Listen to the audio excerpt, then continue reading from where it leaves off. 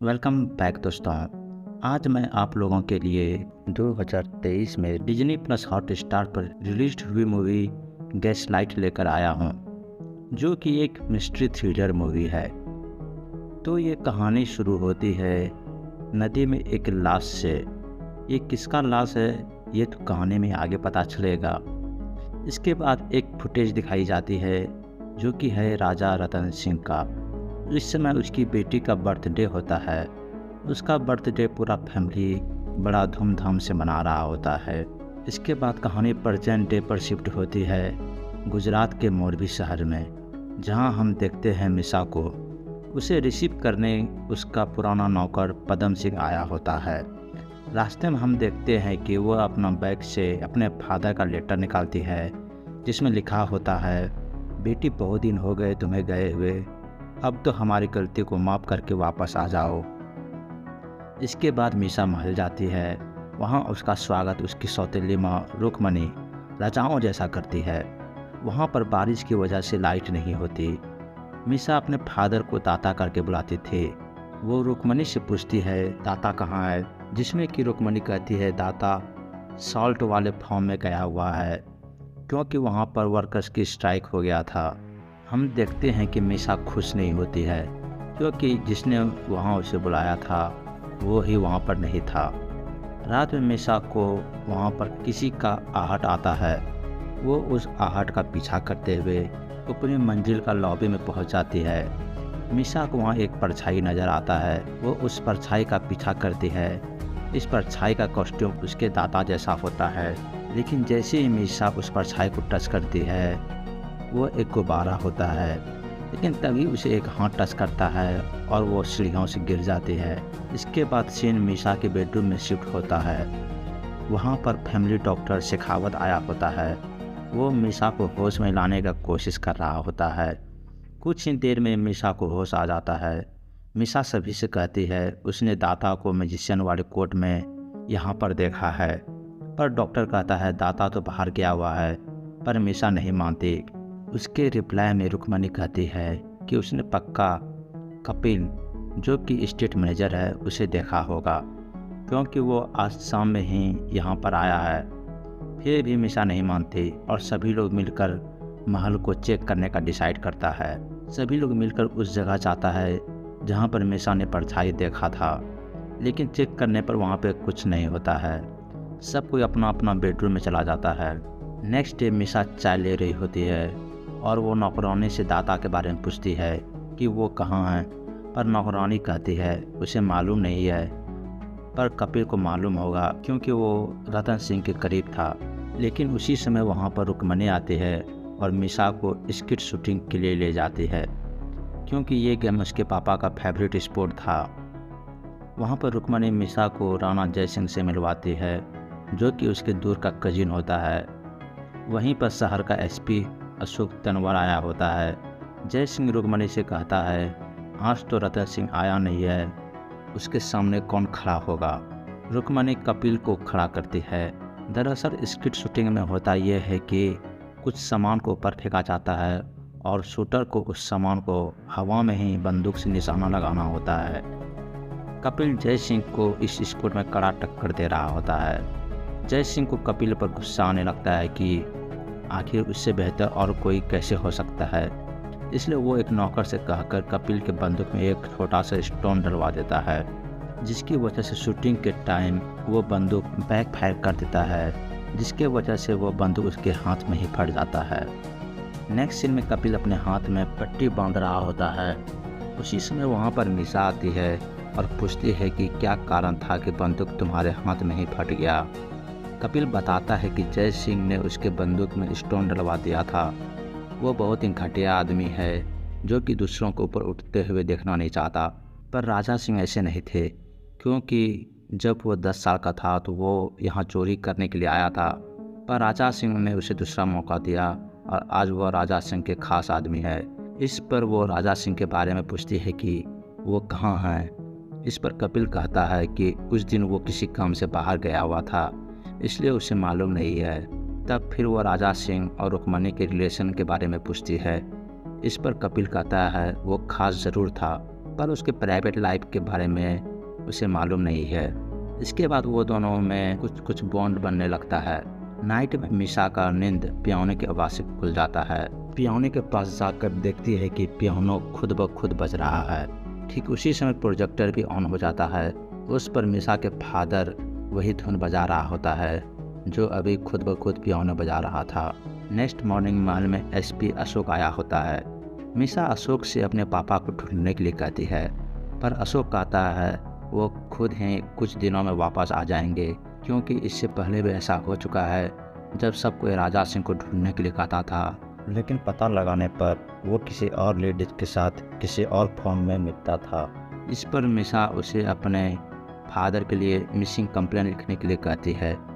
इस पर अशोक उसे पुलिस स्टेशन आने के लिए कहता है।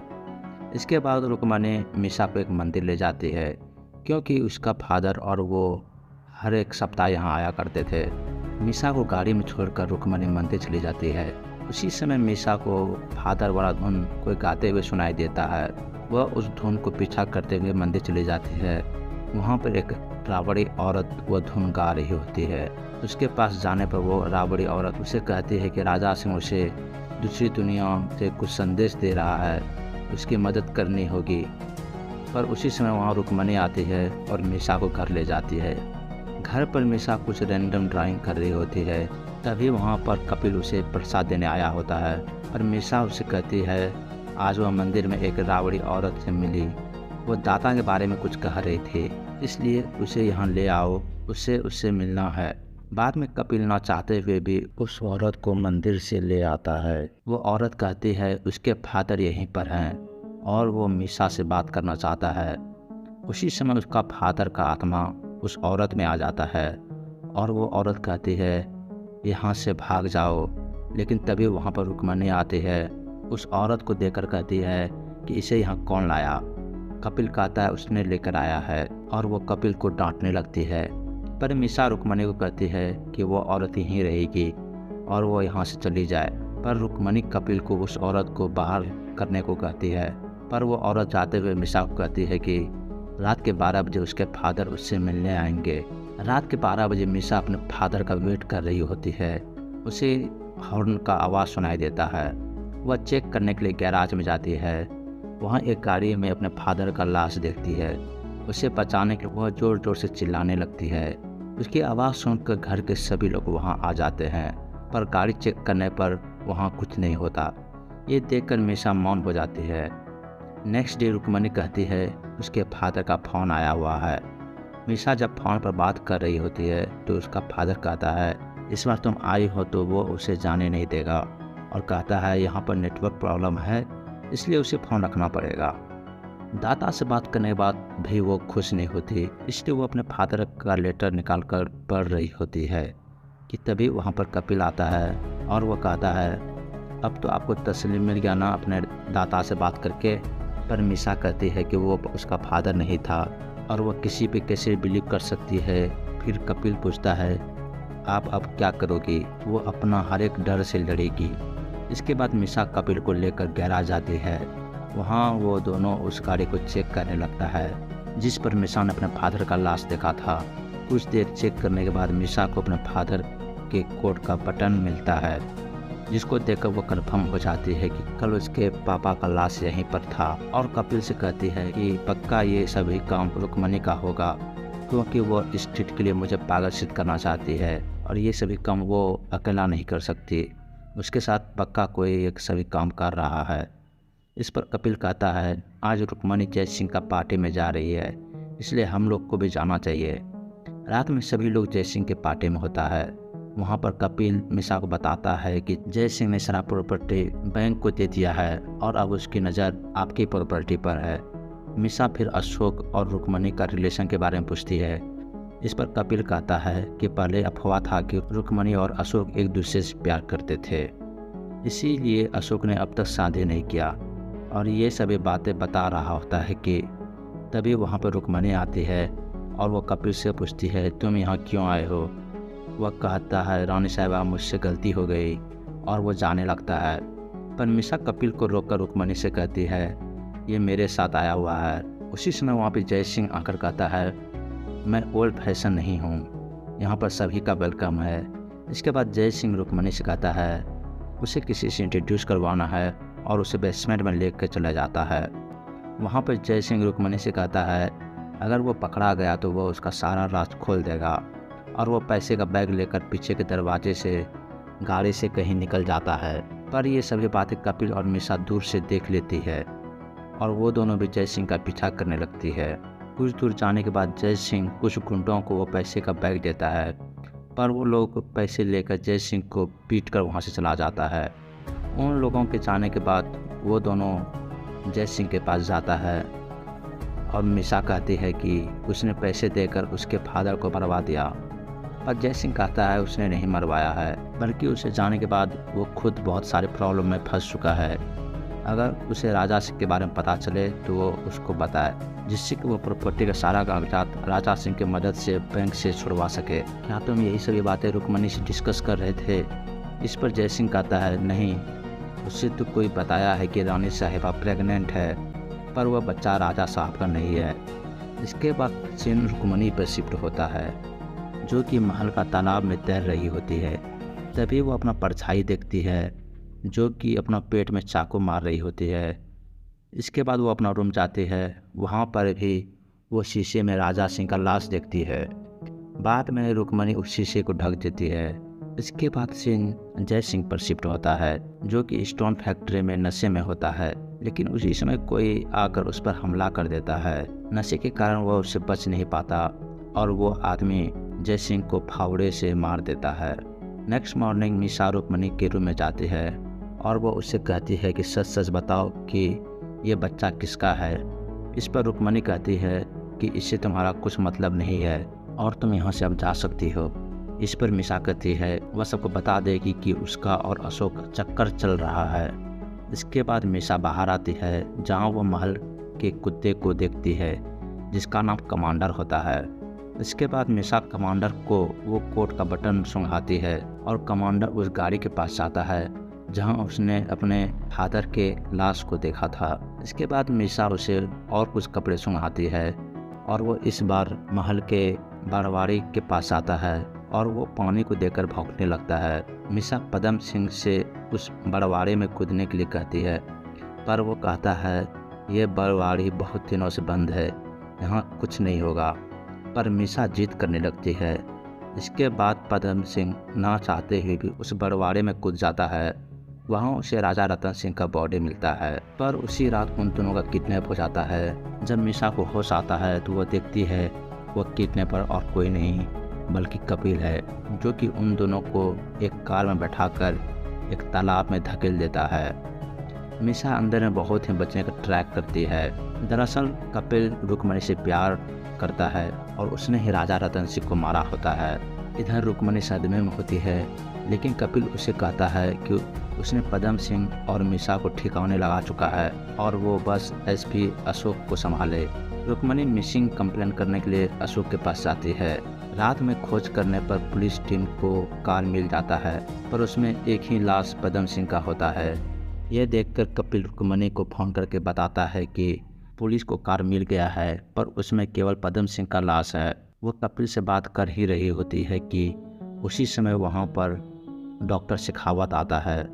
रुक्मणी उससे कहती है कि सुबह में वो वापस जाना चाह रही थी, लेकिन अभी कपिल बता रहा था कि पदम सिंह का लाश मिला है, लेकिन मिशा का नहीं। इस पर डॉक्टर कहता है कि एक लड़की 2 बार नहीं मर सकती, क्योंकि 1 सप्ताह पहले ही उसने मॉर्ट्यूज में मिशा का लाश देखा था।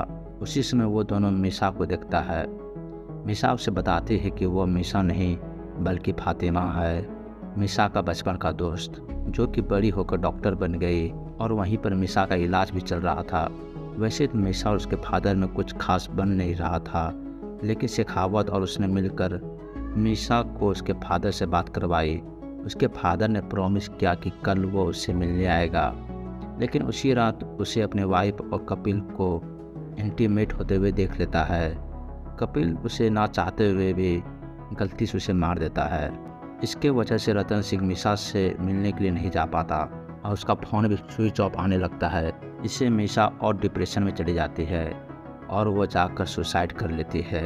ये मिशा का ही लाश होता है, जो कि मूवी की स्टार्टिंग में दिखाया जाता है। फातिमा और शेखावत को किसी पर भरोसा नहीं होता, इसलिए फातिमा मिसा बनकर यहाँ आई।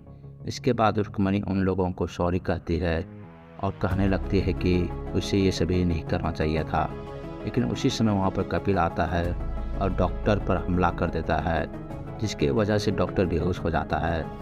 इसके बाद वो फातिमा को मारने के लिए जाता है, पर रुक्मणी उसे रोक कर कहती है, हम लोग ये नहीं करने वाले थे, मेरे और बच्चे के बारे में सोचो।